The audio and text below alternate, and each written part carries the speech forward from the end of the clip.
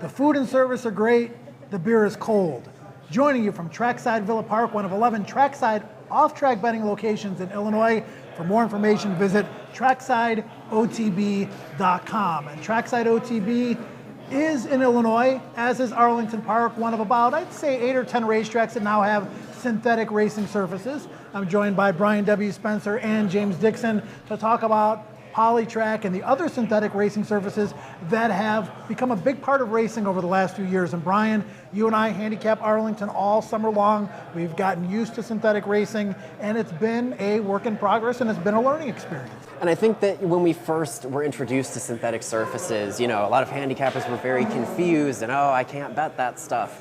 At the same time, it's just like following any other circuit, I think, really once you get down to it. The same exact handicapping techniques that work at Gulfstream are not going to play the same way at necessarily Fairgrounds or Santa Anita. So you kind of just have to back up, take each track, each circuit as its own beast, so to speak, and just do your homework and pay attention on that circuit.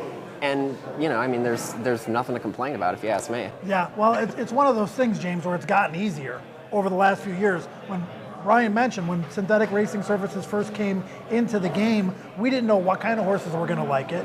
We didn't have past performances with Polytrack on them. Now we've had several years of synthetic surfaces. We know something about the sires, we know something about horses for courses, and so on and so forth. It's become a lot easier.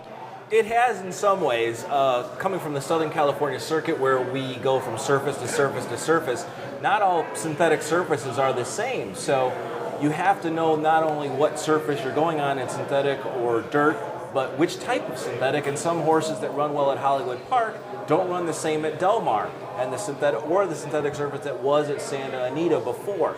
So as a handicapper from that circuit, I knew that maybe a horse maybe ran well at Del Mar, but he didn't do well at Hollywood in the spring. When they came back to Hollywood, I could almost count on that form to revert back to the Hollywood form, not keep with the Del Mar form. In Southern California, that was, I think, one of the big things. I think it's probably fairly universally agreed that Hollywood synthetic surface plays, the most like a dirt surface does. But, that's very difficult in Southern California when you're going from, sharp Hollywood form now to the former synthetic surface at Santa Anita. All of a sudden, your speed is potentially disadvantaged on the new footing. So it's similar to just having to, follow each track and do the homework. Trainers are adapting, though, yes, because they're pointing to different meets. You see it more and more in Southern California now, where horses that run well at Del Mar, they're being pointed to Del Mar. Absolutely. They're getting a vacation, and then they're getting trained up to it.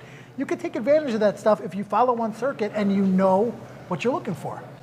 I like to look for also horses that are training on that surface. A lot of times, and I think trainers make this mistake, is they train their horses at Hollywood Park and then run them at Del Mar. So the horse isn't familiar with the surface. They make the long trip from northern LA to down to San Diego, and it tends to not show familiarity with it. Whereas if I can find a horse who I know who's run well at Del Mar before, maybe training on the track, maybe I have a good clocker note on them that they are taking to the surface. It's very important because it's like going from turf to dirt, or it's a surface switch. And if they don't adapt to the surface switch, then you're making a mistake by ignoring that. Well, I like to see two things, Brian. I like to see either a horse that's proven over that surface or a horse that's never run over that surface that has Polytrack breeding. You can take advantage of that sometimes because, believe it or not, there are some Polytrack sires, and in your study materials, you're going to receive that information, but we've learned all these things over time.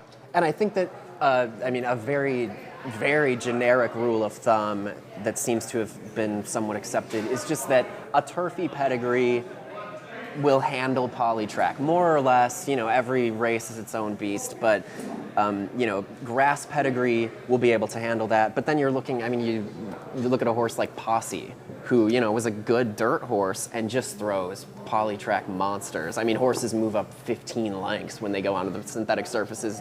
Not by rule, but it's something you definitely look for.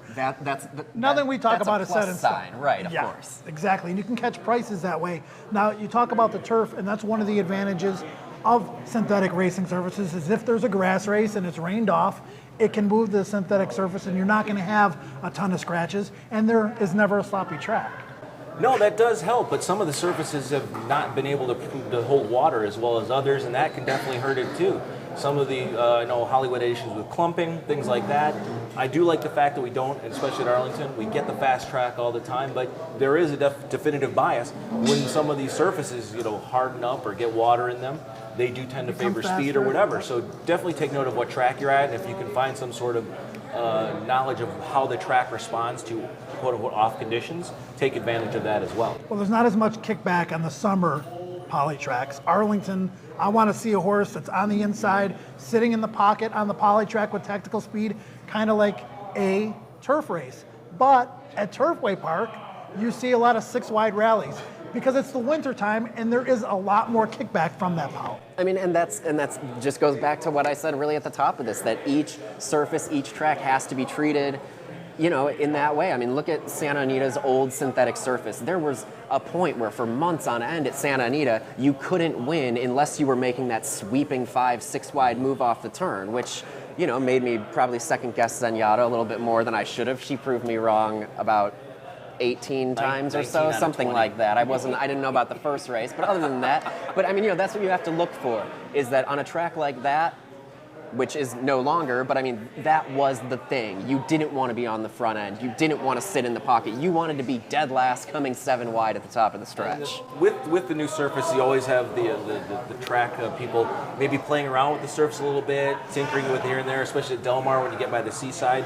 And maybe some things change up. It could be they did something different with the surface, and what was a bias, what was a perceived outside sweep, they did something to the track, and now all of a sudden speed's holding on. And I think you'll see those changes, I mean, especially on a newer poly track or synthetic surface, you'll see those day-to-day, potential biases or, favoring a certain type of runner. I think they change more frequently sometimes on synthetic surfaces than on a conventional dirt surface. I think if you see several 90-degree days in a row, and we've seen this in Chicago, speed can hold up really well. I think that's something that you want to look for. And don't forget, take advantage of the information that's out there. James, obviously, we're all big proponents of this.